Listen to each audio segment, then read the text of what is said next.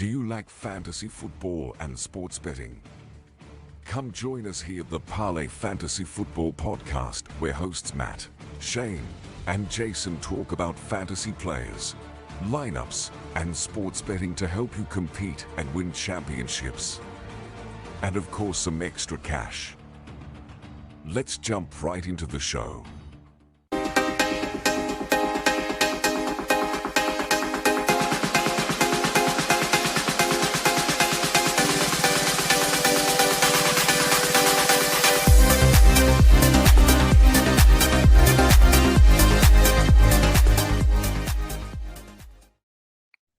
Welcome back. Welcome back. It is the Parlay Fantasy Football Podcast. Today is just Shane and Jason. Sorry, Matt is not here. You do not get to see his beautiful face. If you are indeed over here on the Fantasy Six Pack YouTube. By the way, if you have not gone and checked us out there, that is where all of our video content is posted. Please go ahead and check us out there. Again, that is Fantasy Six Pack. And you can also find our betting sheet over at fantasy6pack.net. I'm here with Jason. Jason, how you doing, buddy? Doing well. Glad to be here. It's gonna be a little interesting without Matt. We do miss him, kind of, sort of. We're both more attractive than him, so you don't get to see his ugly face. Well, he is not here to defend himself, but his team is ugly. So, those terrible towels. But anyways, I digress. It is great to be back. I'm feeling the love this week. I swept in fantasy last week. Jason, how did you do? Hit or miss. It was. I think I went even at 500. Couple dynasty teams did not show up. Etienne. We'll get into that, but don't get me started with him. And it was one of those weeks with fantasy. A couple guys went off. A lot of big names did not do well. Oh, yeah, they did not. And we will get to some of those big names when we get to Fire and Ice. But first, I think it's time to get straight into your news and notes.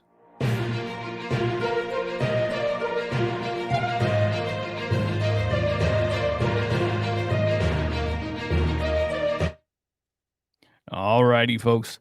The news and notes, the dreaded news and notes. Listen.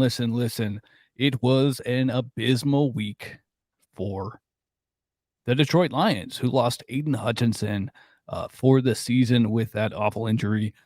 We will not show the video on the podcast because it was gruesome. If you're into that sort of stuff, go look on Twitter. It's all over the place. It's nasty. Prayers out to him. Hopefully a speedy recovery because he is an amazing player. But there was a lot of other news this week, and unfortunately, none of it revolved around the team I am sporting on my cap. There were two big name wide receivers dealt, and I'm sure a lot of you have heard about it. Amari Cooper is officially landing in Buffalo. He is going from Deshaun Watson to Josh Allen. So if you have Amari Cooper in fantasy, you are rejoicing. And probably if you have Josh Allen, you're rejoicing as well. And then the other big name, Davante Adams, reunited with his former quarterback, Aaron Rodgers, in New York. That's a pretty big splashy signing. And we talked about this a little bit, but I don't know that it moves the needle enough for me for the Jets as a whole, but it does make Davante and Rodgers, and it may even benefit Garrett Wilson in a slight, offhanded way.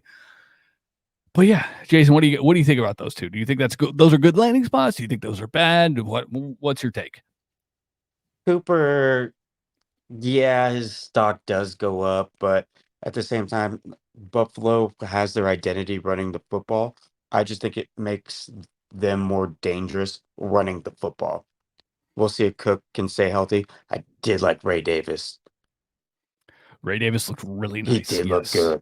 Yeah, he looked good. He looked good, especially as a stand-in for, James Cook being out with that. I believe it was an ankle injury, foot injury.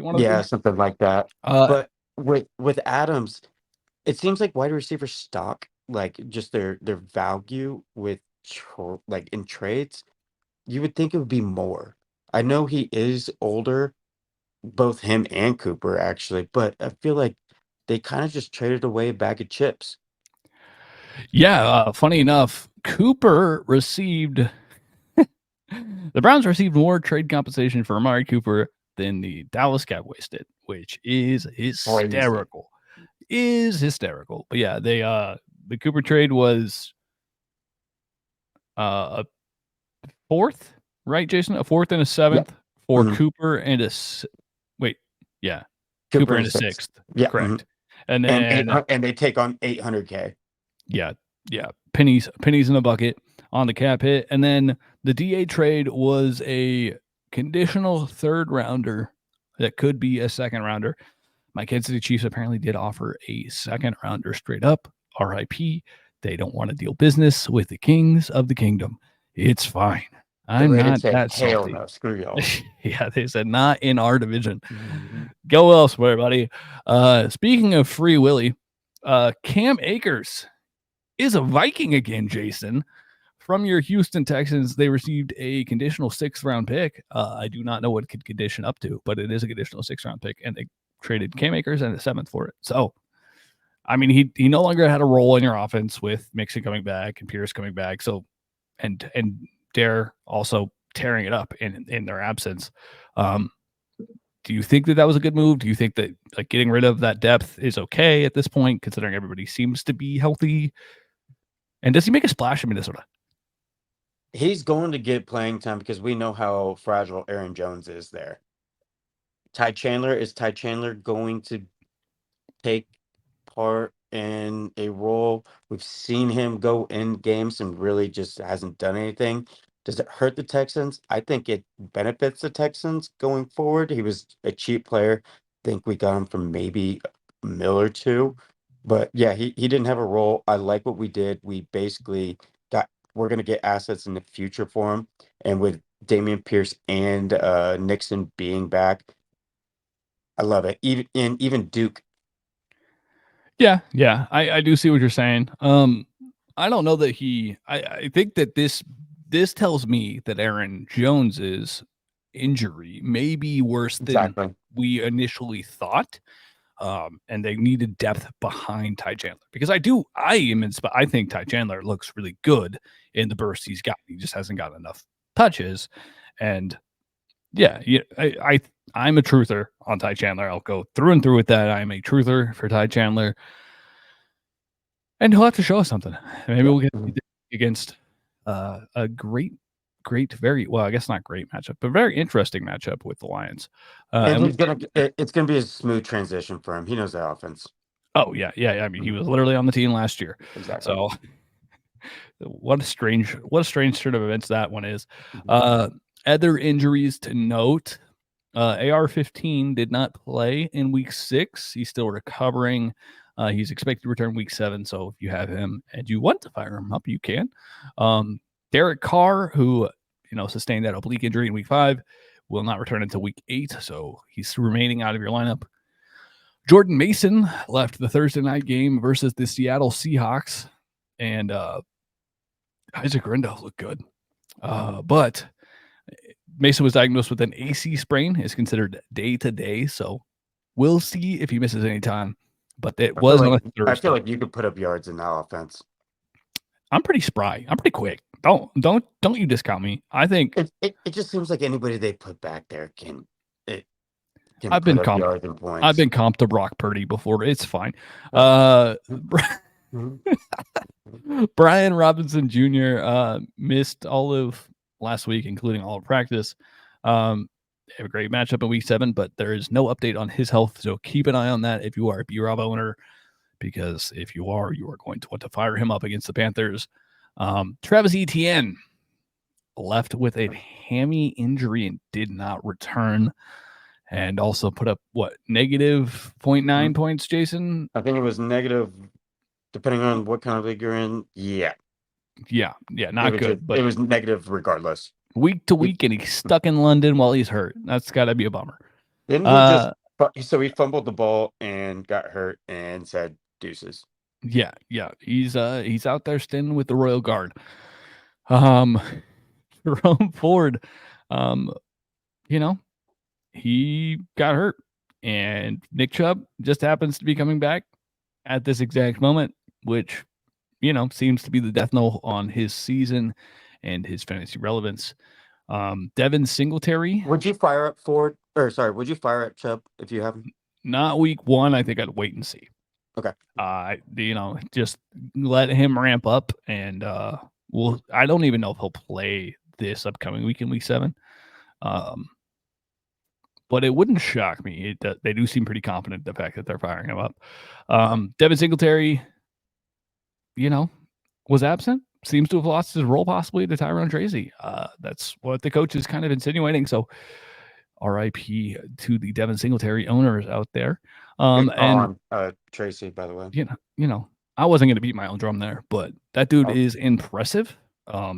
He looks really good. And, if you would have played him last week, he got 19.7 points. So I don't know how much more you can ask for from that type of player. Rhamondre Stevenson is expected to return in week 7. So that's good. Gus Edwards was put on the IR, which means Kimani Vidal season, who we were pounding the drum for in the preseason, is called it. He looked officially a guy. That's cool. We like that. It sucks for Gus Edwards, but we like the fact that Kimani's doing good things. In that game. He did. He ran the wheel route. He caught it on the wheel route. It was sick. He did not do much with the 4 touches he received, though. So, and maybe they'll give him some more run. We'll see. JK does seem to have complete control of that backfield. Now for wide receivers. Chris Olave concussed and probably not playing in week 7. Rashid Shaheed did practice today. So that's good, but we'll see if he plays. Marvin Harrison concussed. Dontayvion Wicks, got hurt and also didn't show up last week. And that's about it. That is it for news and notes. Jason, what do you think about, any of the wide receiver injuries and how that affects some of your players out there? Well, I kind of want to get into the Green Bay situation with Wicks and whatnot. Dubs showed out last week, but we talked about this before. We were unsure at the beginning of the year about Jaden Reed. He is their number 1. It doesn't matter. No ifs, ands, or buts. I like Dubs going forward. Yeah, I do too. Dubs is the guy that gets the volume. Jaden Reed is the playmaker, and Christian Watson is the red zone threat. And it is in that order, in that packing order. Yeah. And then Tucker Kraft is also, I'm not sure what his role completely is, but it seems to be somewhere between volume guy, check down guy, and red zone threat. So, they have quite a bit of weaponry in that offense, and that'll be a fun matchup when we go through our matchups to call out some of these guys in further detail. In the meantime, I believe it is time for that segment, isn't it, Jason? Yes, sir.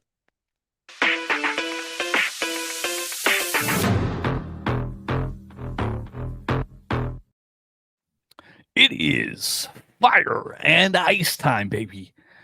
Or hot or not, or, boomer bust, whatever you want to call it. But we call it fire and ice here on this show.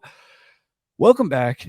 Last week we were pretty hot. If you want the receipts, go check them out because, it's as long as a CBS receipt, and man, was it banging with hits. Now for this week, we're taking some deep shots here, Jason. I compiled a list. And I want some of your input on some of these players as we go through. The first one is the man, the myth, the legend, Pop Demario Douglas. Look, Pop Douglas popped off last week with Drake May starting at QB. I think that he has shown, number one, he's a very reliable pass catcher in that offense. And you guys heard me pounding the table for Jalen Polk last week. Didn't come to fruition. I still think Polk has a lot of relevance in this offense, but it's pretty obvious that they are going to attempt to force feed Demario Douglas and let cool things happen out of the slot there.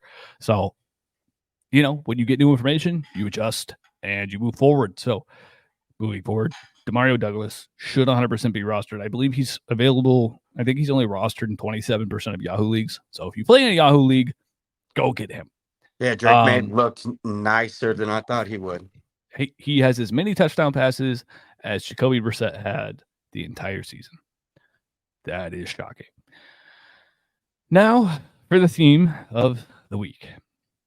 The theme for the rest of the Fire and Ice is Rooks on Lock. So, Xavier Worthy, buddy, come on down.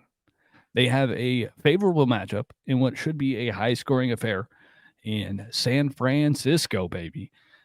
I think Worthy has a chance to really impress in what will be an extended role. I think that Juju is going to get looked at as the number one threat, taking Rashid's role. I think that the secondary of the Niners is susceptible to the speed that Xavier Worthy possesses. And I think Pat is going to connect on a long bomb with Xavier Worthy. So, in my opinion, I think moving forward, you have to look at Xavier Worthy as one of those boom bust wide receiver 2-3s. And this is a week where they're seeing a matchup where they're going to have to put up points. So this would be a situation you'd look to start him. Brian Thomas Jr. He threw up a dud last week. I know. I know. And they don't get that great of a matchup this week going up against the New England Patriots. However, the dude is an alpha. And if you are looking to buy someone low in the middle of the season, this may be your opportunity to go get this rookie because he is for real. And his stat line looks completely different if he holds on to the football in the end zone. So let that be known. Yeah. Like he catches the tough contested balls, but drops the easy ones in the end zone. It happened. It's a curse of the Jaguars, who have the most dropped passes in the NFL, I believe, since 2012. So, they have more drop passes. Wait, no, 2012, not 2012, 2021. I got that flipped in my brain. They have the most drop passes in the NFL in that time period. The Chiefs are second by 21. So they have 21 more dropped passes. Yeah, a lot of those are Tony. Let's not talk about that name. That's going to give me PTSD. And last but not least, Lad McConkey. Listen, laddies, it is time for you to trust that he is the de facto in this passing offense. He is the focal point. It is Justin Herbert is one step dropping and looking as he's backing up the remaining 3 steps in his 4-step drop. His immediate reaction is, where is Lad McConkey on the field? And the offense isn't going to pass a lot, but the majority of the volume is going to go through Lad. So that is guaranteed points. He is a very good wide receiver. We have seen it. Trust the process. Lad McConkey is a smash. They also play the Arizona Cardinals this week, who happen to be terrible on defense. So maybe we get a shootout there. I'm not saying it's going to happen because it's the Chargers and they like to run the football. But maybe Lad gets a little more involved against this bad defense, gets a couple shots, gets some points on the board. So look for Lad McConkey to continue his rookie breakout season. And so that finishes the Rooks on Lock section of Fire. Jason, any thoughts? I love the Worthy pick. And I say that because I do unstock in him. But I feel like if he does pop this week and next week before y'all do trade for a receiver, hopefully y'all do. Let's say you do. You stock goes up, you can trade him in a week or 2, 2 or 3 weeks, and get a big return for him. Yeah, I hear you. I don't know that I'd want to move off Worthy if they get an additional receiver at this point. His role is pretty set. I don't think they're going to go get another deep threat guy. So I think he'll just continue to maintain his role if they bring somebody on. They need a possession receiver, which is what Juju is currently playing. But we'll see. We'll see what Veach decides to do. Is what that comes down to. Right. Now onto the ice. These guys are gold, or in this case, known as the doo-doo vets.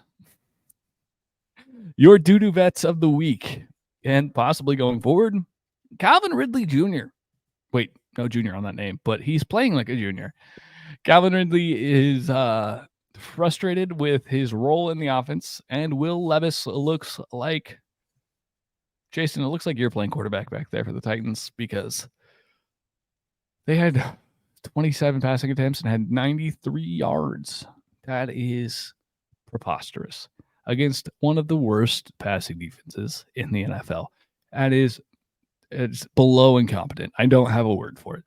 Calvin Ridley should go to the furthest reaches of your bench and be gone and forgotten about until they can maybe do something like trade for Russell Wilson. Or put Mason Rudolph in. I don't even know that Rudolph's that much better than Levis. I honestly think the two are the same. Yeah, I agree. Mm-hmm. Like, I don't know that. I think that's one reason they went back to Levis is because Rudolph is no better, which is just an awful situation to be in as a franchise. Imagine if they had a guy like Malik Willis to like step in. I don't know. Anyways, sorry, I just had to throw some shade there. Travis Etienne is on the doo-doo vets list. The man can't stay healthy. The man cannot gain yards for some reason. He looks lost out there, as does most of the Jags offense. He seems to have lost his burst and seems to have lost his way.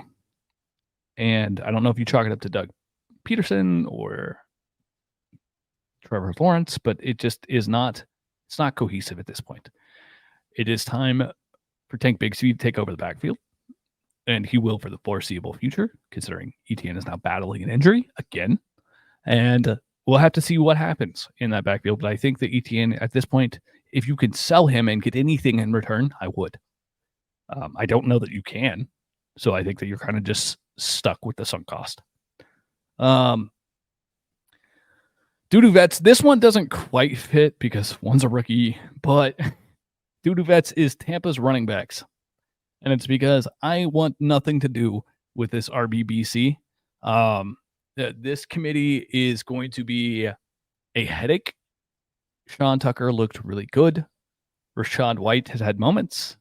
And Bucky Irving has had his moments as well. I don't want to play which one of these. It's not a shell game. I don't want to play the shell game with my fantasy lineup. I'd be willing to stash, the cheapest one on my bench and be comfortable with that and wait till this shakes out. But at this point, as they say on Shark Tank, I'm out.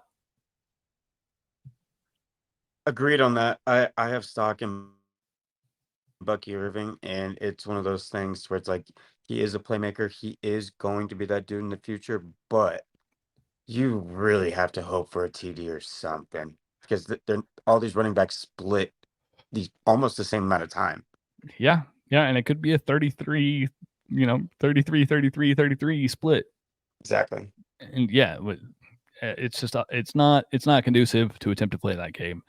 When there are other options out there, like Tyron Tracy. Now, we did this last week, and I think it may be good luck for Mark Andrews. So we're going to do it again.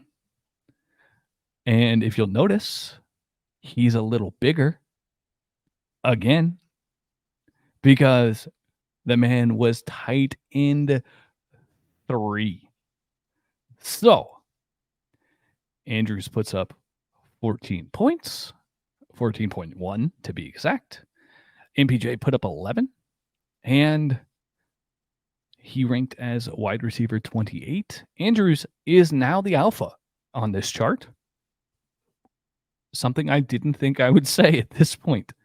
Mark Andrews finally decided to check in. He's like, I'm here, guys. Don't worry. He did. He did indeed. And back-to-back impressive showings from Andrews makes me truly believe the man may be back for good. But I'm not sold yet. And if you want out, this may be your opportunity to get out. So, Jason, let's play a game here. Is it time to hit the road, or is it time to go? Are you starting him, or are you selling him? Because those are the two options at this point. He's had back-to-back weeks where he's been relevant. That's it. These are your choices. And I have a lot of stock in Mark Andrews. I'm aware. It's one reason you seem to be a great person to turn to for this. I need one more week. Just do it one more time. Then my opinion will change. So are you still starting him this week? I'm still starting him. Okay. I invested too much in that draft pick to not start him, and I'd feel even worse if he does have that breakout game or 2 TDs or something like that, and you sit him on the bench. Last week, I get it, sitting him on the bench and whatnot, but it's one of those things. You're firing him up this week. See, I feel like last week made sense to start him due to the terribleness that is the Commanders' defense, but I also couldn't have projected the fact that he was actually going to do that because it's been so hit or miss for the man this year. So I wish I had your confidence. I think that at this point, if I were owning him, I would maybe attempt to find a more reliable asset. But I need one more good week out of him before I start shopping him. Well, I think if you get one more good week, you don't shop him at that point. That's my take. Like if you get one reliable week, you're not going to shop him because he's going to continue to. You would think he's going to continue. The Bucs do have one of the better linebacker cores in the NFL too. So not a good. You're right. It's not the best matchup for him. You're right. And one reason I'm wanting to shop him this week if I am a holder of Mark Andrews. I do feel like it's going to be a shootout this week, though. It could be. And I agree. Speaking of which, let's get into the games, Jason. Let's dive deep and dissect these bad boys. I'm so pumped for this. Let's get going. Your Thursday night game of the week. We asked for a lot of things from the NFL. One thing I don't think anybody asked for was Bo Nix versus Spencer Rattler in primetime. But we got it. The gift that we didn't want. There's no return policy. So, who you got? What you got? Who you firing up? Let it be known, Chris Olave, out. Taysom Hill, out. I think... Well, you want to say Williams earlier, we're not doing any of the Tampa running backs unless you absolutely have to. We're not. We're talking about Broncos. Saints right no, now. my bad. You're not firing up any of the Broncos running backs. Are you? That's an applicable statement. Yeah. Are you firing up Courtland Sutton? Yeah. I would look to Court. I think your deep stash for the Broncos is Devon Bailey. Yeah. Mm-hmm. He looks good. They seem to, Peyton just seems to love those big-bodied wide receivers, and Courtland fits that build. Devon fits that build. Josh Reynolds kind of fits that build, but he's very hit or miss. So I think out of the options, it's probably honestly, Bo Nix is a start, but it hurts to say that, Jason. But in a super flex, maybe. Depending on what I'm backed up against, Bo Nix could be startable for me this week. All right. The Saints just got torched by the Chiefs on both running and throwing the football. Yeah. And the Chiefs had no one left at wide receiver, and they have the corpse of Kareem Hunt running the football. I think that if you're going to put 51 on them. Yeah, they have so many injuries on their line that I feel like if you're going to have a week to start Javonte, this may be your week. You need it. If you need it. That's he is currently expert consensus ranking RB 28, so it is truly an if you need it situation.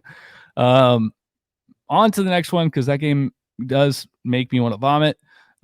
This one kind of does too. In London, we have the New England Patriots versus the Jacksonville Jaguars. First of all, I think it's funny the Patriots are playing in, Britain, but that's neither here nor there. This game is ugly. I think you start Tank Bigsby, and I think you start BTJ if you have him. Ingram, maybe, Ingram, maybe Christian Kirk. For the Patriots, if Rhamondre's healthy, I'm starting him because the Jaguars suck on defense. Yeah. And Drake May is a spot start because, again, the Jaguars suck on defense, but it is a rookie quarterback playing overseas that does not bode well usually. So temper expectations. Do you have anybody for the Patriots or Jags that's out of the ordinary?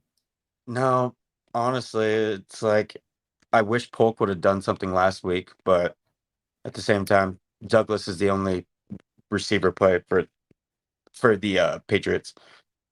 Yeah, maybe Hunter Henry. We kind of discussed that one earlier, and tight end is such a barren landscape at this point. If you need a spot start, you can do way worse than Hunter Henry. So, yeah. The next one, I don't know that I even want to discuss, but it is currently the Dolphins at the Indianapolis Colts. It is assumed that AR will be playing as the starting quarterback for the Colts, which we have discussed. That means you attempt to set all Colts assets not named Josh Downs. I was about to say, yeah. And if you really, really want to, like if you have a big play league, you can start Alec Pierce. But other than that, I don't want to touch anybody on the Colts side. Agreed. And the Dolphins, you're starting the guys you're going to have to start. 3 guys, Etienne, Hill, and Waddle. Yeah, and I don't feel good about Waddle still. Like, I know the Colts are booty cheeks, and I just talked about how bad they are in the pass game. But I don't feel good with Tyler Huntley or Snoop playing quarterback. I just don't. It's just not good. First games are just disgusting. Yeah, they're pretty awful. Now to a game that will be fun for all parties involved. The Seattle Seahawks and the Atlanta Falcons. Seattle traveling from the East Coast to the West Coast with extended rest. Playing in Atlanta. I think you're starting up the usual guys for Atlanta. We've established that Darnell Mooney is officially one of the usual guys, despite the fact that he had a down week last week. And I think the same thing applies for the Seahawks. There's no one spicy, in my opinion, for either of these teams. Is JSN start? Falcons have trouble in their secondary because they struggle getting pressure on the quarterback.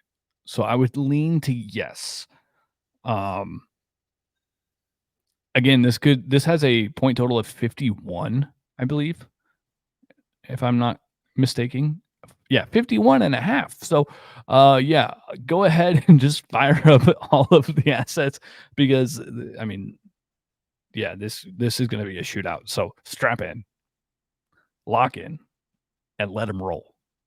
I will say Noah Fant. I was trying to think of somebody that was like fringy. Noah Fant would be somebody who's fringy. Ooh, I think he's a start for your tight end this week. Yeah, I'm gonna backtrack real quick. The Saints. I forgot to mention this name. Bub Means. Bub Means is a desperation play, depending on the health of the Saints wide receiver room. The dude, I think he was wide receiver 1 last week, which is it's hysterical. But yeah, he's a track athlete. And we did pound the drum for him in the preseason. Just saying, somebody did. Anyways, on to the next game, which is also a high-scoring affair. The Houston Texans versus the Green Bay Packers. Jason, as the Houston fan, please take the floor and tell us who to start. Stroud, Diggs, Tank. Nixon. I hate Dalton Schultz. He can't catch the ball anymore. I'm trying to think, who else would you play? He got those money hands. That's the issue. I was like, He's too busy. He's too busy carrying the bags that he got. yeah, The it's the 14 usual mil. for the Texans. I mean, we got our firepower, and CJ's going to spread the ball around. So you got to hope for the TDs, and I think there's going to be a high scoring affair this week. Yeah, over under is 47.5. One of the highest. I guess it's the fourth highest total of the week. So yeah, if you have a piece of either offense, you're starting it. I think that the Packers have an interesting thing. We know that that's a hard point to nail down. I think in this order would be how I would rank Packers wide receivers against the Texans. I would go Jaden Reed, Romeo Doubs, Christian Watson, Tucker Kraft. Agreed. And I could be convinced to put Kraft above Watson. But other than that, I mean, Jacobs is obviously a must fire. I think that you're playing whoever you have from either of these teams and being good with it. Moving to the next game, we have the Cincinnati Duty Bengals versus the Duty Cleveland Browns. Ew. Yeah, this point total is 41.5. 42, I guess. It's kind of faltering back and forth. Yeah, I would start T. Higgins and Jamar Chase. Chase Brown. I would start Chase Brown, although Chase Brown broke down. That was ugly. But I mean, for fantasy, it was great. You got the but like for those of you that care about the other episode, that one hurt a lot. So, I think that the Browns, you're not starting anybody. I honestly, that's maybe David Njoku. And I really don't even feel comfortable doing that. No. There you have to talk about them. Yeah, on to the next one. That game's a game. It's a game. Put it that way.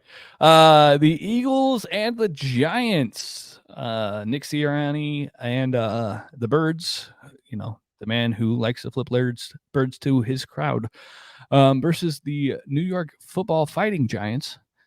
I think Neighbors will play this week.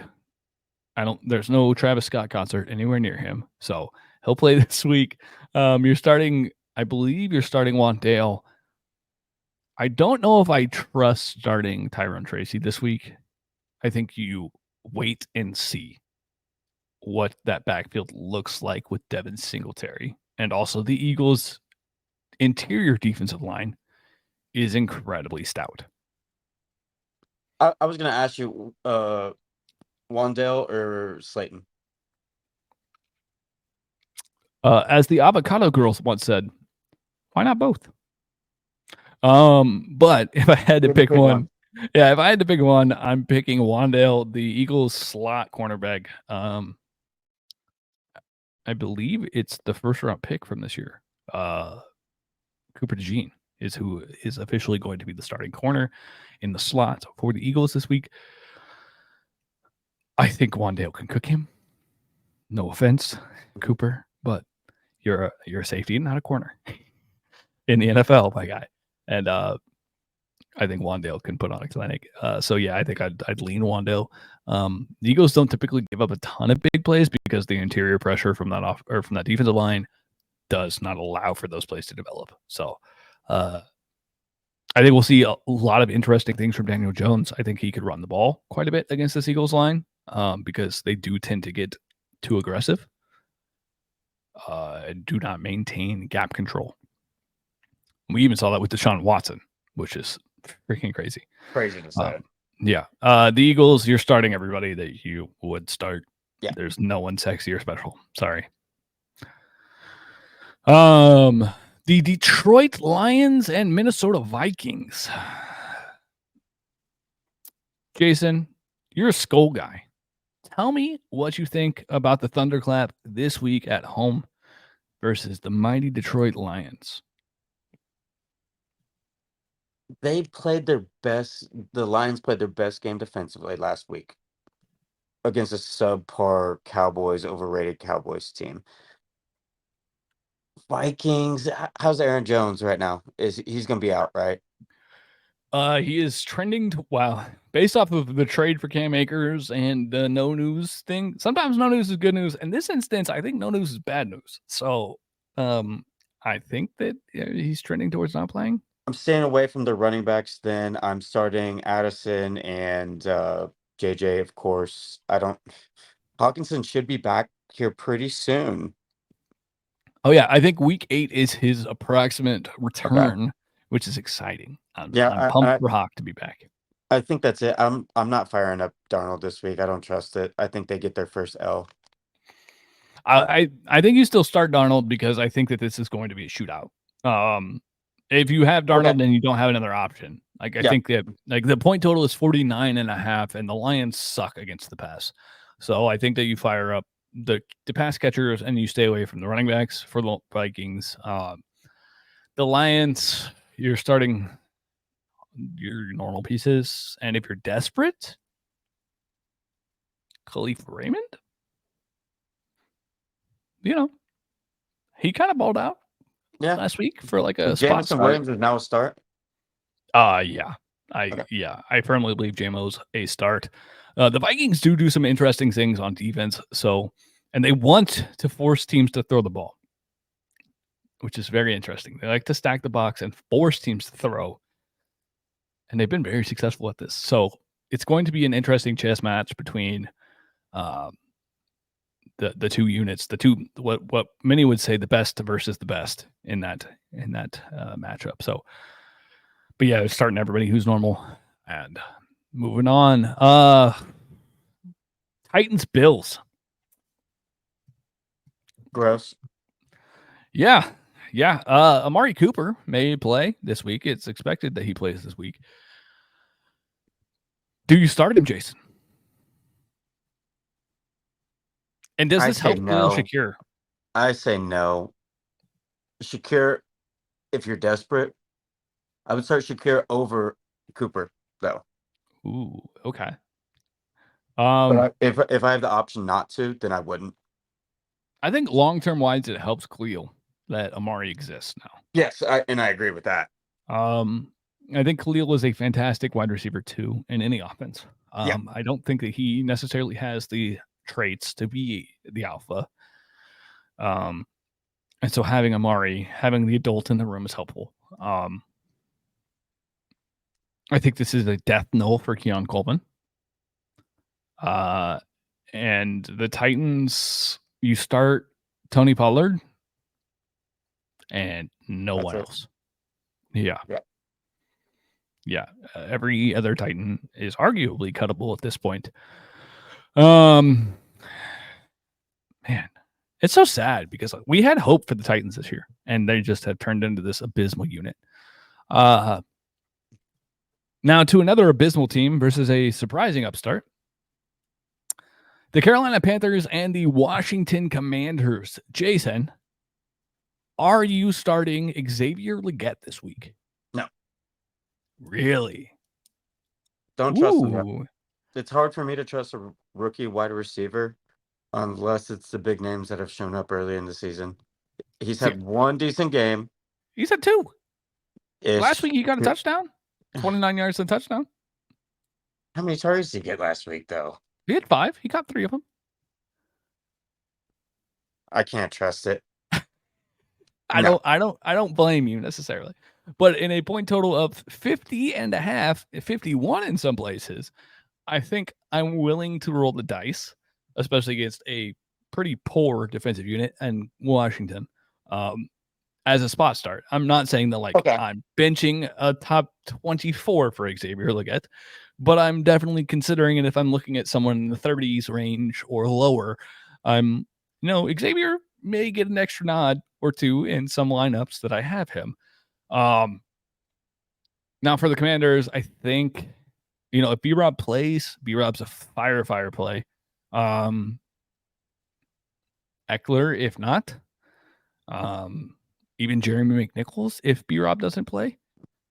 Because apparently it can be anybody in that backfield with Jaden Daniels, and they're just going to look like they are godsend. And then for the pass catchers, Scary Terry and Zach Ertz. Yeah, I think that's it. Like McCaffrey hasn't done anything yet, and you never know if it's Noah Brown or it's one of the Browns. It's De'Ami Brown or it's Noah Brown, and you never know which one is going to be the third wide receiver. So, yeah, you're playing your core pieces and moving on. I do think Chuba Hubbard could have an absolute feast of a day, and as well as Deontay Johnson. So it'll be a very fun game to watch in that afternoon slate because, well, one of your other options at that exact kickoff time is the Raiders versus the Rams. And I don't know about you, but I don't want to tune into this game, and I don't want to really start anybody on either offense except for Kyron Williams. I think that's all you can play. Maybe Colby Parkinson. Maybe Jordan Whittington, and maybe Jacoby Myers would be like, I don't trust Trey Tucker after what he just disappeared last week. But you're definitely starting Bowers. Yeah, I forgot. Yeah, the Brock. You got to start the Brock. Other than that, there's not a whole lot of positives from either one of these teams on the offensive side of the ball, or really the defensive side of the ball. So that is a game that I will probably not be tuning into if I can avoid it. Now for a game that obviously I'm going to watch. The Kansas City Chiefs take on the San Francisco 49ers in the Super Bowl rematch. Somehow this is not a primetime game, NFL. What are we doing? It's not a standalone game. Someone explained it to me like I'm 12. The over-under is 46.5, 47.5 is the places, which means you're firing up the pieces you have. Both teams at this point. 49ers have struggled against the run off and on this year. They've struggled against the pass off and on this year. The Chiefs are one of the best units in football against the run, so I would not, if I got Isaac Rendell, feel comfortable starting him. If it is indeed Jordan Mason out. If Jordan Mason is playing, I don't know that I feel comfortable starting him. That defense is built to kill the run. And it's funny because this season has ended up being a run the football season. Who would have thought that the word here again? Anyways, enough gloating. Yeah, I'm firing up the core pieces, Juju included. We talked about how Xavier Worthy's a fire. And for the Niners, you got anything for me? Spicy takes? I think Purdy's going to have to beat y'all. I agree. Yeah, Kittle. The Chiefs do get torched by tight ends. I was going to ask you if you are firing up anybody in the San Fran backfield. You did answer my question, but I think you only fire up those core three. Yeah, Kittle is a must start. If you're building a DFS lineup, Kittle would be a cornerstone piece for me in DFS lineups this week because the Chiefs are not great at covering tight ends. So, yeah, they've been absolutely torched by them. I think they're a top 5 team defensively conceding yardage to tight ends. So do with that as you will. Now for the Sunday night football game, we have a classic. It is the Jets at the Steelers. The over-under is 38.5 or 38. So a low-scoring bout here. I think you're starting Brees. I think you're starting Wilson and maybe Conklin from the Jets. I don't know. I mean, I think you have to start DA. Yeah, based on where you drafted him, you do. But the Steelers, I don't feel comfortable starting Najee. I don't feel comfortable starting Najee. I'm where you drafted him, you kind of have to. Yeah. I mean, I think he had, so weirdly enough, while he had a great statistical fantasy game, his snap share was the lowest of the season. Right. Mm-hmm. And that was with Jaylen Warren going from doubtful to playing. I think if Jaylen Warren is fully healthy for this game, it becomes a Jaylen Warren majority-led backfield. Oh, yeah, it's 50-50, and it's heading to 60-40 right now with Jalen Warren getting more touches. I think Yeah, they and want to keep Najee healthier in the later part of the season. yeah, I could see that. I just don't think that they think he's inspiring. I think Yeah. that's legitimately he doesn't show. He's like a bad version of Tyler Algier. Like Tyler Algier looks good right now, and Are you firing up Fields? if he's truly the starter, I'd consider it. The Jets Pretty bring a good on lot of. defense. They are good. They bring a lot of pressure, which means that you would get some significant scramble yards from Fields. I think. If it's Wilson, I don't want anything to do with No. anybody on the Mm-mm. Steelers, except for maybe I need to see Jalen it. or Najee. I Like, need to see it with Wilson first. yeah, I don't like the switch for fantasy. I don't like the switch for the org, but if they decide to do it, good on them, I guess. Sorry, I was trying to keep back from throwing up. Monday Night Football Game 1. This is the one you're going to want to tune into of the 2 Monday night games. There are 2, guys. There's 2 again. Ravens at the Tampa Bay Buccaneers. Total is 48.5. The Buccaneers are one of the best units in football against the run. Ravens, one of the best units in football running the ball. Strength on strength. I think, obviously, you're starting Lamar. You're obviously starting Derrick Henry if you have them. We talked about the Buccaneers having a very athletic linebacker core. So I don't know if I feel comfortable starting any of the tight ends in Baltimore. And I mean, you're firing up Zay Flowers. Yeah. I think Bateman's in 100%. play this week again. I pounded the drum for Bateman last week. I think he's in play again this week. What do you got for the Bucs, Jason? You're our Bucs truther here. So what you got? I kind of like firing up Baker, but I don't. He usually doesn't have 2 outstanding back-to-back weeks. I do think he will put up points, but it's Evans and Godwin. What about Cade Otton? The Ravens are susceptible to passing against tight I ends. don't hate it. It's just with tight ends this year, we've seen what's going on, and it's so hit or It's touchdown or miss. bust almost. Yeah, it's one of those where if he puts up 6, 7 points, you're kind of happy. Unfortunately, yeah, that is the Yeah, landscape. it's one of So those you're things. telling me if he catches a pass and falls in the end zone, you're excited. I think that's possible in this game. That could be a shootout. So maybe fire him up if you want the spot start for Cade Otton. For the other game on Monday, you have the Los Angeles Chargers traveling to the Arizona Cardinals.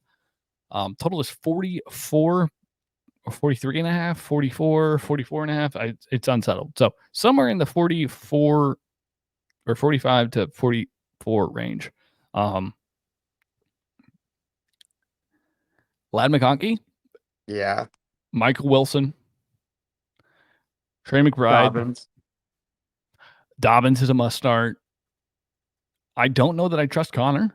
This Chargers defense is pretty stout against the run, but if you drafted Connor, probably drafted him pretty high, you probably have to start him. you gotta hope for a touch of the goal line. You're gonna have to hope that the Michael high Wilson? scoring. Yeah, I think Michael Wilson's a must start, especially with MHA out, or expected to be out.